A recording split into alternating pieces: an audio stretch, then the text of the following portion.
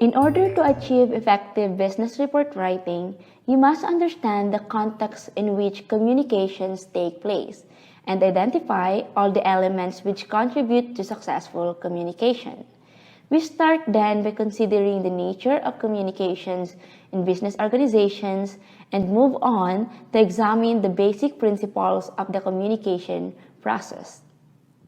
Business communication, as defined by Painberg 1982, is a process of imparting or interchange of thoughts, opinions, or information by speech, writings, or signs for the business of living, learning, or earning a living. From here, we can define what kind of process business communication is, what are the modes to be used, and the purpose of it. We all know that no organization exists solely in isolation with one member who has no contact with anyone or anything. The exchange of ideas, information, or instructions is a fundamental feature of all organizations. This exchange may take place internally between different sectors or departments, or externally with other organizations. Take note, how information is transmitted externally and utilized internally will be crucial to the organization's success. Thus, the purpose of business communications is to further understand how this process functions more effectively.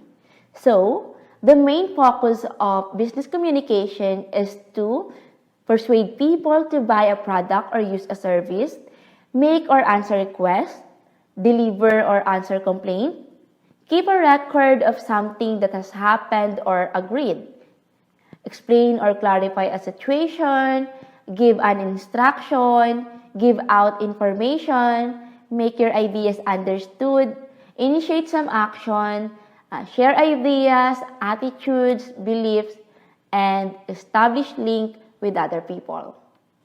Let us look back on how information exchange. The very backbone of communication is this structure. We have a sender who encodes the message in a specific channel or medium considering the context therein.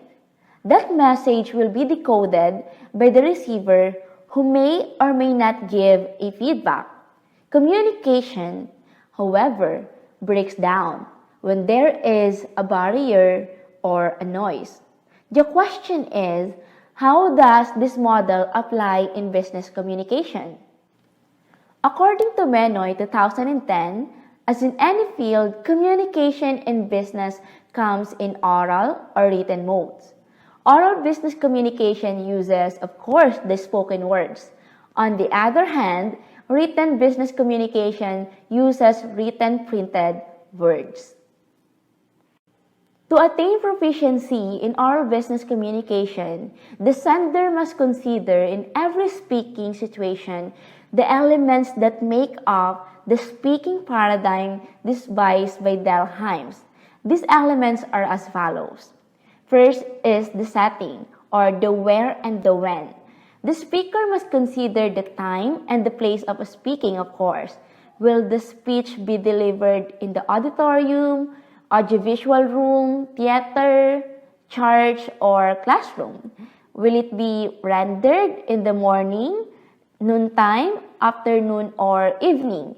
The venue dictates the kind of clothes to be worn by the speaker, while the time helps him determine the needs to be satisfied by the speaker. Next is the participants, or the who.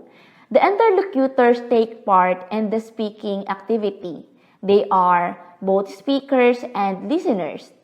As speakers, they have to consider their listeners' age, gender, educational attainment, level of intelligence, occupation, and other personal data. So this data are helpful in producing the desired effect upon the listeners. Next, for E, the end or why. The speaker must have a single purpose in mind in preparing the speech he will present. The purpose gives him direction in preparing and presenting his speech. So next is the A, which is act or the how. So here, the speaker needs to determine the manner by which he delivers his speech. Next is the key or how formal it is. So the formality or informality of the speech occasion is a determinant of the language to be used, the attire to be worn, and the speech acts, of course. Next is the I for instrument, with what instrument or what medium.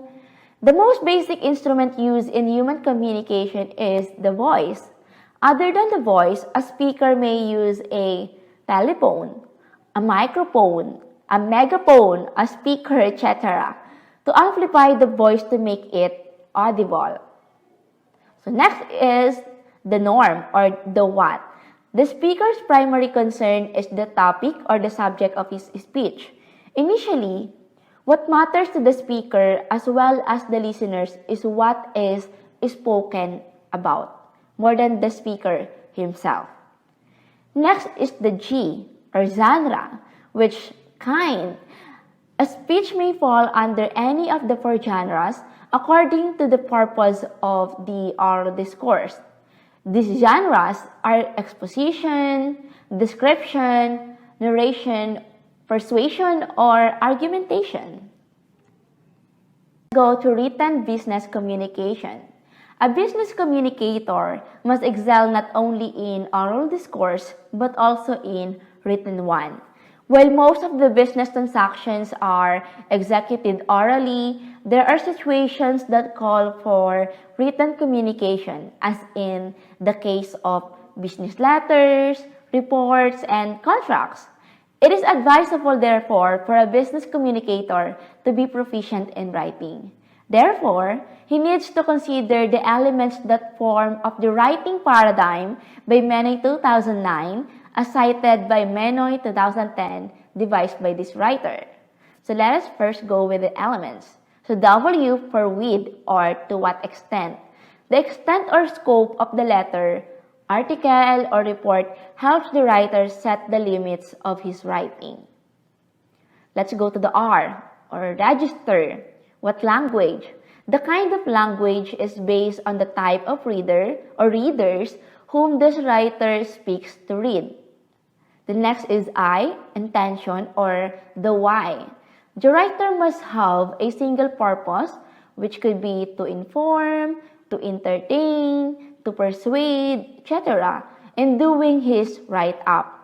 In every stage of writing, he must be guided by such purpose.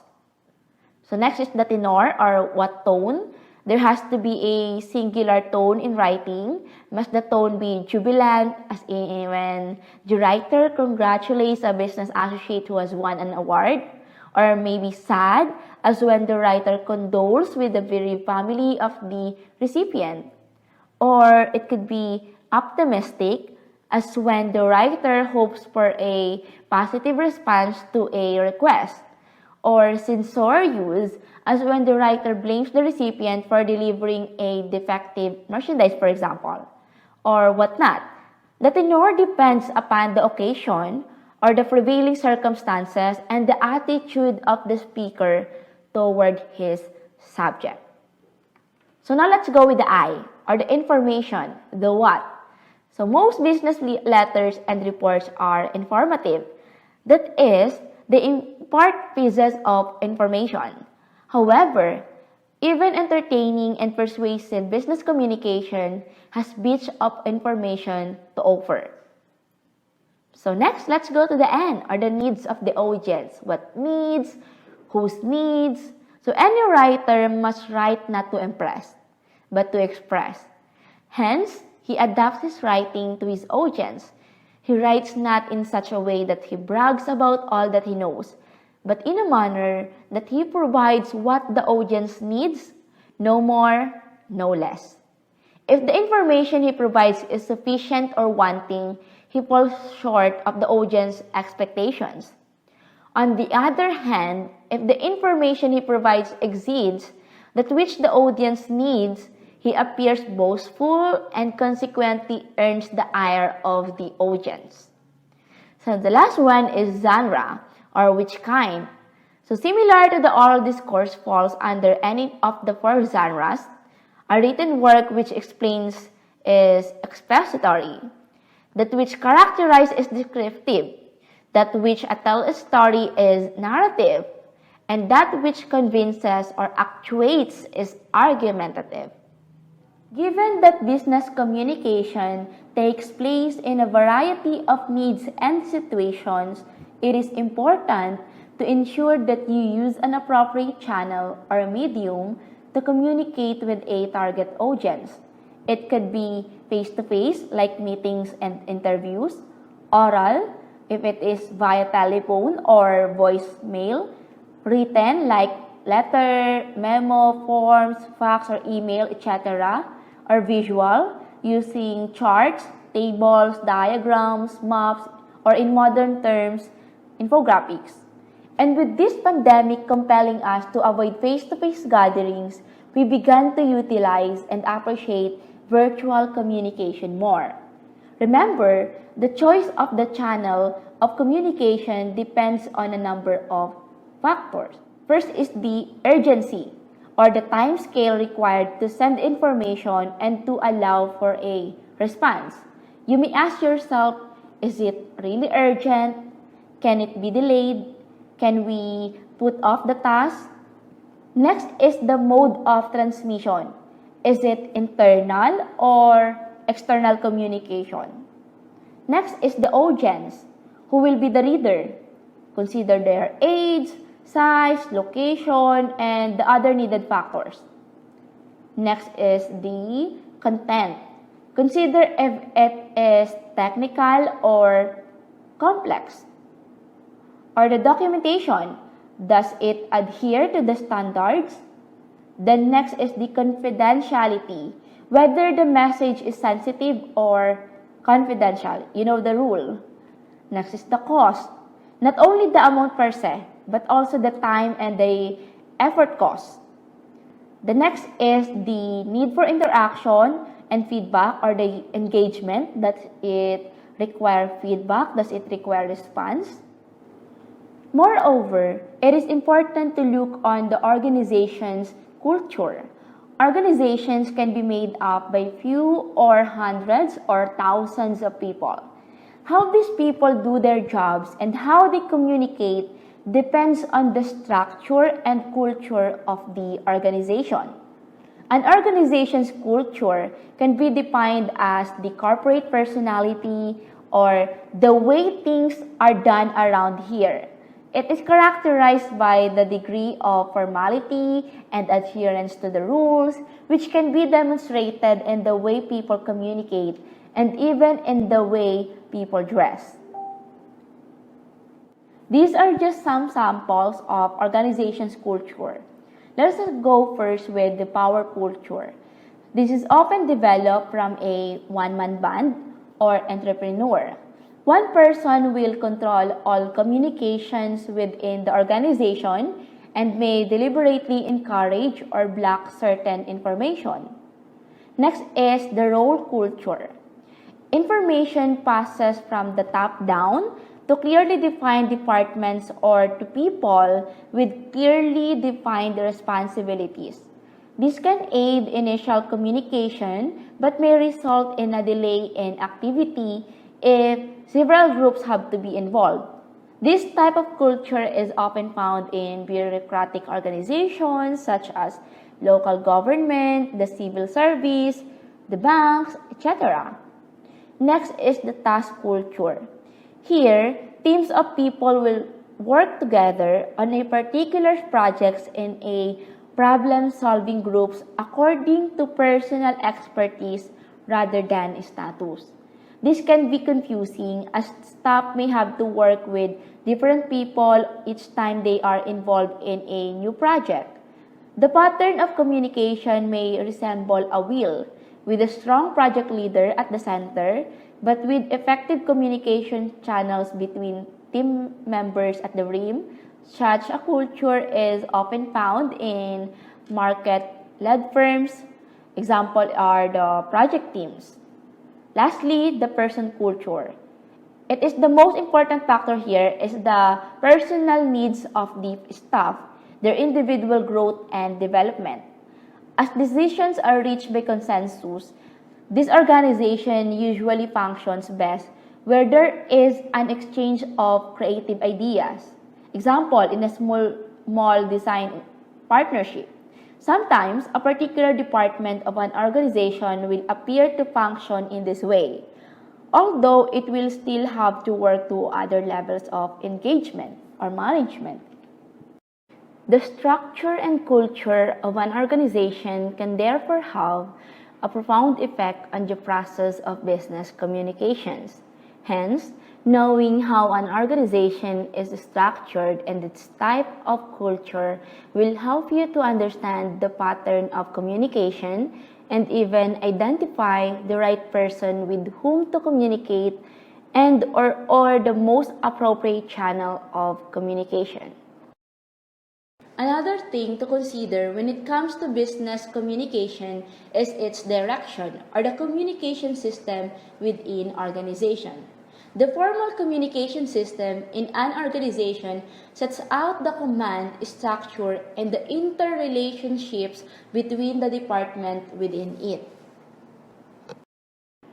A company organization chart like this outlines the chain of command responsibility and the lines of accountability, and hence indicate the likely information system within an organization. It may indicate the direction in which communication flows within the organization. The direction varies. It may progress downwards, upwards, horizontally, or diagonally. The following diagrams illustrate how communications flow within organizations from the perspective of a middle manager. First is the downward vertical flow. These are usually in the form of verbal written languages. Here, verbal messages are usually planned, intending to communicate a clearly defined set of instructions or information. The information will usually be contained in memos, circulars, or notices of staff meetings. It may also happen when the CEO discusses the proposed project to its member, or when he or she discusses the percentage of shares of each member. Next is the upward vertical flow. This flow is used to convey information from lower staff levels to management. They can take the form of progress reports or reports of grievance procedures. In a bureaucratic organization, like in the government, they will almost always be in written form. There may also be a house style determining exactly how such written reports are presented to management. The horizontal or sideward or the lateral flow. These take forms of the proceedings of cross-functional problem-solving teams as found in the task or people culture organizations. They may occur at formal or informal meetings within the functions, or they may be responses to a request for information. Next is the outward flow. Outward business communication exists between parties belonging to separate organizations. For example, is the CEO demonstrating business proposal to prospect investors, or the entrepreneurs consulting stakeholders or target clients. Lastly, we have the diagonal flow. This may take the form of formal meetings or informal conversations. They often relate to firefighting activities and cross-functional problem solving. They may represent a move to coordinate the roles of two or more sectors or departments in a particular issue. Diagonal communications can also be viewed as an attempt to improve internal communication so that the passing of information and ideas is not restricted to and from management or along the same levels of responsibility. John Powell reminds us that communication works for those who work for it. Hence, communication only works if you work for it and when you work on it. Effective communication needs to be planned. Organizations and individuals within them must therefore identify not only what they want to communicate, but with whom, to whom, and why. As business communicator, we must ensure that the following qualities are established in your every communication. First is the brevity. It is characterized by the shortness or briefness. This is achieved through presentation of ideas in a short but concise manner. Note, not all readers have the luxury of time to read and reread a particular text. Therefore, materials that are briefly and completely written may help readers save time. Next is clarity. It is when ideas are simplified by making it easier for the readers to understand. This is achieved by providing further examples, illustrations, or diagrams in order to clarify the text. Note, not all readers are well versed with specific terminologies. Therefore, it is your responsibility to convey your ideas as clearly as possible. Next is completeness.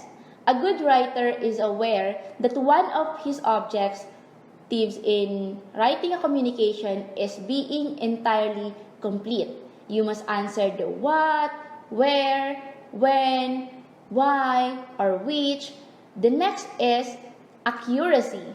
Accuracy is when the ideas in the paragraphs are entirely and absolutely free from inconsistencies and errors in any form. So this is a result from precision, conformity to grammar, and adherence to writing standards. For more educational videos, please click like, share, and subscribe. This is Jana Yvonne A. La Chica, your instructor.